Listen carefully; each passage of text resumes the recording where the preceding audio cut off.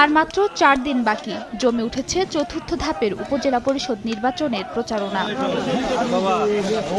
সকাল থেকে গভীর রাত পর্যন্ত ভোটারদের দাঁড়ে দাঁড়ে গিয়ে ভোট প্রার্থনা করছেন চেয়ারম্যান ও ভাইস চেয়ারম্যান প্রার্থীরা, দিচ্ছেন নানা প্রতিশ্রুতি।